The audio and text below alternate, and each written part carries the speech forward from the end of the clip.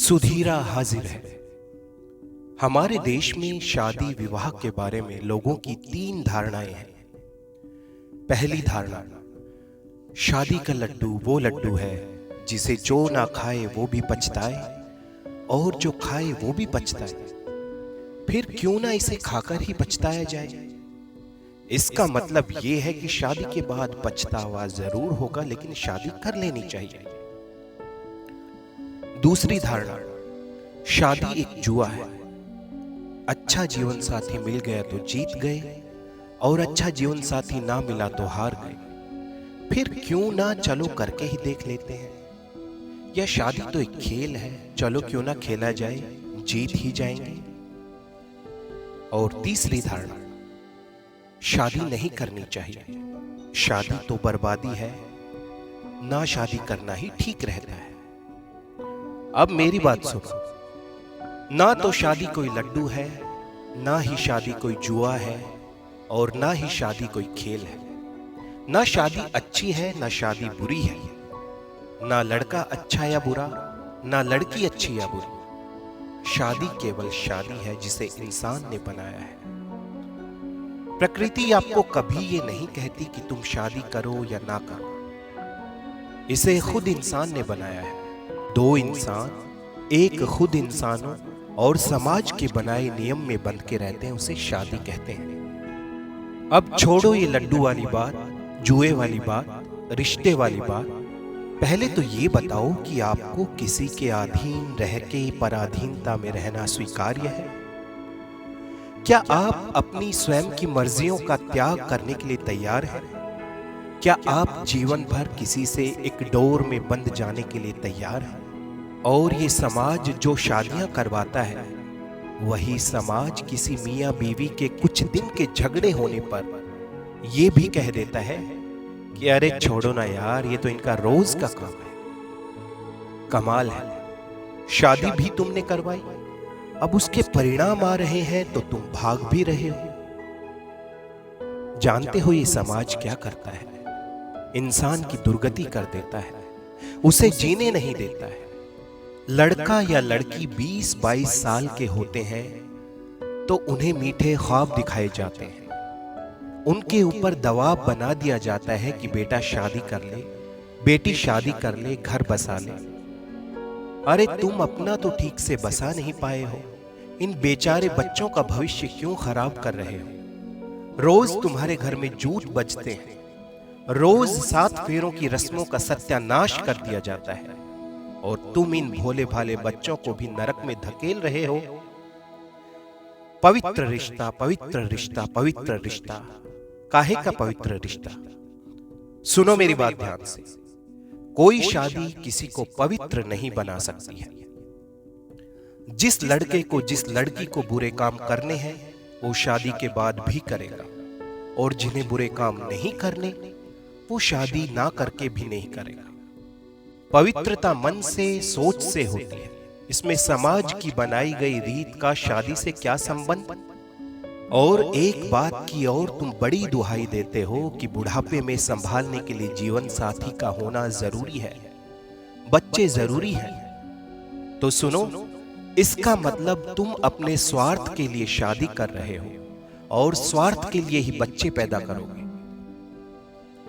चाहे तुमने अपने माँ बाप का बिस्तर में मलमूत्र साफ किया हो या ना किया हो, लेकिन तुम्हें तुम्हारे बुढ़ापे के लिए कोई अपना मलमूत्र साफ करने के लिए चाहिए। और जीवन साथी भी तुम्हें केवल इसलिए चाहिए कि तुम्हारी यौन इच्छाओं की पूर्ति कर दे। पति है तो तुम्हें कमा के ला दे, जीवन भर तुम्हारा वित्त मंत्रालय संभाले, तुम्हारी एजी ओजी सुने, तुम्हारे नखरे झेल ले, तुम्हें जन्नत की सैर करवाए। और पत्नी है तो घर को चमका दे, तुम्हारा खाना बना दे, तुम्हारे झूठे बर्तन साफ कर दे, तुम्हारे कपड़े धो दे, मतलब तुम्हारा सफाई मंत्रालय वो संभाल ले। अपनी कोख से तुम्हें लल्ला लल्ली दे दे जो बुढ़ापे में तुम्हारा सहारा बने। मतलब कि सब मतलब के लिए, सब कुछ स्वार्थ के लिए। लड़की के घर वालों की यह ख्वाहिश होती है कि चलो लड़की अब अच्छे से बस जाए। मैं एक बात की गारंटी देता हूं, अगर अब तक आपके पास भी लड़की इतने दिनों तक अच्छे से बसी है तो ही आगे अच्छे से बस पाएगी। अगर इतने दिनों तक आपको भी परेशान किया है तो आगे इससे कोई उम्मीद न रखना। लड़के के घर वालों की ख्वाहिश है घर में काम वाली आ जाएगी, पोते पोती हो जाएंगे, वंश आगे बढ़ेगा। लड़का थोड़ा बिगड़ा हुआ है तो सुधर जाएगा। सुनो, केवल काम वाली ही चाहिए तो किसी की लड़की को ब्याह के लाने की क्या जरूरत? उसे काम वाली समझते हो क्या? क्या अपनी बेटी के बारे में भी ऐसा ही सोचोगे?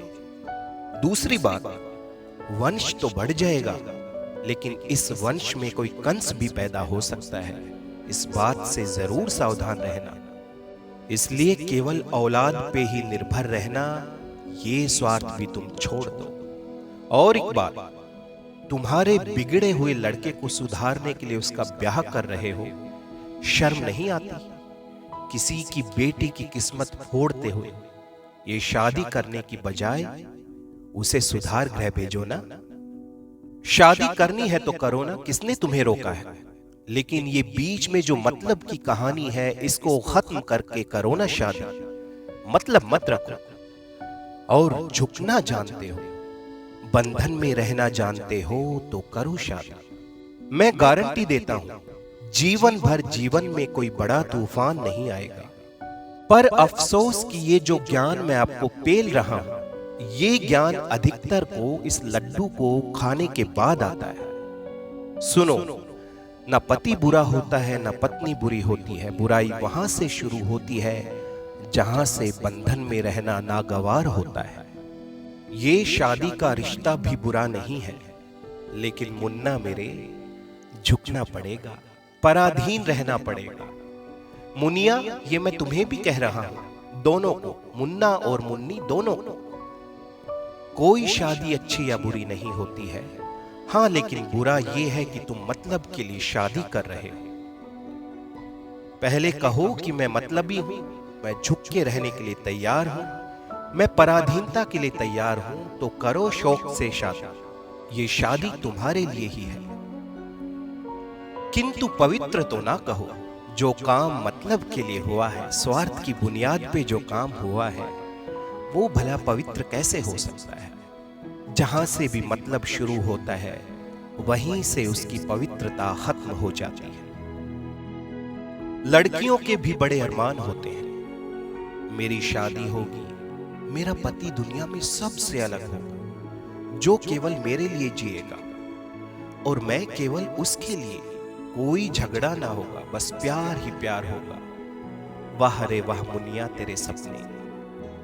ये सपने शादी के कुछ हफ्तों बाद ही स्वाह होने शुरू हो जाते हैं। और 1-2 बरस बाद क्या होता है, अब तक जो लड़की थी वो औरत बन गई।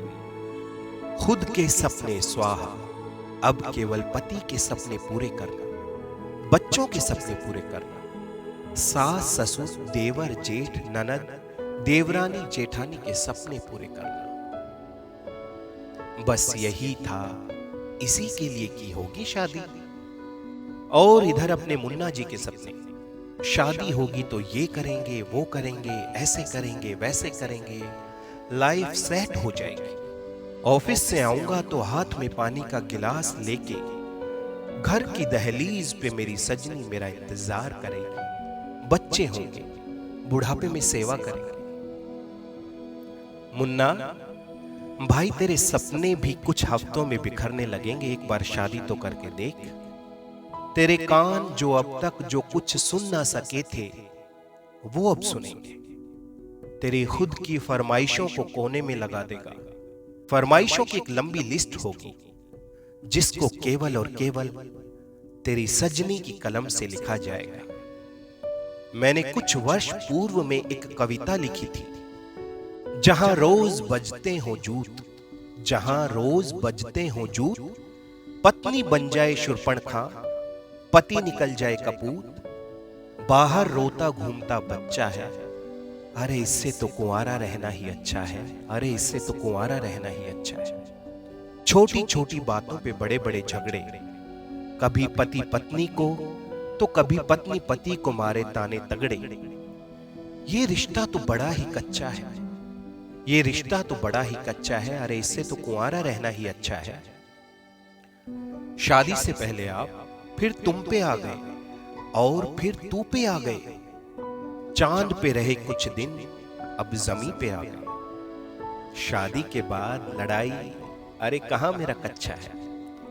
शादी के बाद लड़ाई, अरे कहां मेरा कच्चा है। अरे इससे तो कुंवारा रहना ही अच्छा है, अरे इससे तो कुंवारा रहना ही अच्छा है।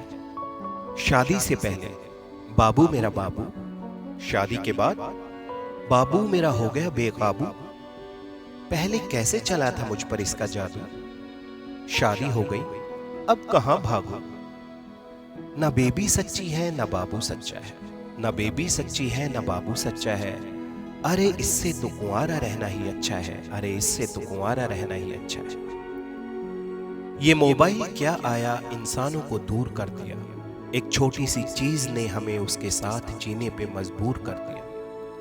कुछ इस तरह से प्रेमी जोड़ों ने अपने आप बना लिया, वीडियो कॉल पे ही करवा चौथ का त्योहार मना लिया।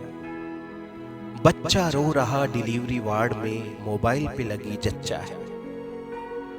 बच्चा रो रहा डिलीवरी वार्ड में, मोबाइल पे लगी जच्चा है। कहे सुधीरा इससे तो कुंवारा रहना ही अच्छा है, कहे सुधीरा इससे तो कुंवारा रहना ही अच्छा है। केवल भोग विलास और कुछ स्वार्थों की पूर्ति और बुढ़ापे में कोई सहारा बनेगा, ये मतलब इन सब के लिए समाज एक ठप्पा लगाता है, उसका नाम है शादी। पीठ तुम्हारी होगी ठप्पा समाज लगाएगा, और जब तुम्हारे मियां बीवी में आपस में जूत बजेंगे तो वही समाज पीठ दिखा के भागेगा। हाँ, इतना केवल हो सकता है कि तुम्हारी आपस की लड़ाई के दृश्य को देखकर अपना मनोरंजन करने जरूर आ जाएंगे इस समाज के कुछ लोग। बदले में तुम्हें थोड़ी सी सलाहें, थोड़ी सी नसीहतें देंगे जो तुम दोनों को ही समझ में नहीं आएंगी और चले जाएंगे। और ये समाज वाले शादी में तुम्हारा जमकर खर्च करवाएंगे और शादी समारोह में खूब अच्छे अच्छे पकवान उनके सामने रख देना। हो सकता है इसी समाज से कोई आदमी या औरत निकल के आए और कह दे, भाई साहब सब ठीक था, खाने में बस केवल चटनी में टेस्ट कम था।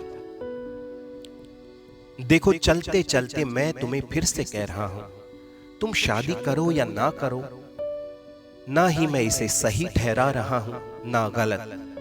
अगर झुकना जानते हो तो करो शादी, अगर पराधीनता पसंद है तो करो शादी, अगर सोना बाबू तक ही जीवन को समेटना है तो करो शादी, अगर अलौकिक सपने देखने हैं तो करो शादी। जीवन को एकदम सामान्य तरीके से जीना है और बिना नाम किए ही चले जाना है जिंदगी से तो करो शादी।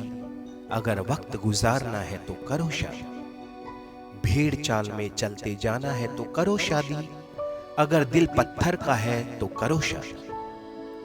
सच कहता हूं तुम्हारी शादी सफल रहेगी। लेकिन अगर तुम कहते हो कि तुम मतलबी नहीं हो, तुम्हें पराधीन नहीं रहना है, तुम्हें रोज रोज की चिक चिक बाजी और झगड़ों से नहीं गुजरना है, तो मेरे मुन्ना भाई बेटे, मेरी मुन्नी बिटिया बहन, शादी तुम्हारे लिए नहीं है। इस वक्त हो सकता है कि आप में से कुछ लोग मुझे गालियां दे रहे हो या फिर मेरी तारीफ कर रहे हो, दोनों का स्वागत है। आपकी गालियां भी मेरे सर माथे पर और आपकी तालियां भी। और एक अंतिम बात, किसी चीज के नफा नुकसान के बारे में तब ज्यादा पता चलता है जब आप उस चीज से गुजर जाते हो। मतलब कि तथाकथित स्वर्ग के नजारों का खुद अपनी आंखों से एहसास करना चाहते हो तो इसके लिए तुम्हें पहले मरना पड़ेगा। जो मेरी समझ में आया मैंने यहां बक दिया, आगे आप जानो, जो आपको ठीक लगे वो करो।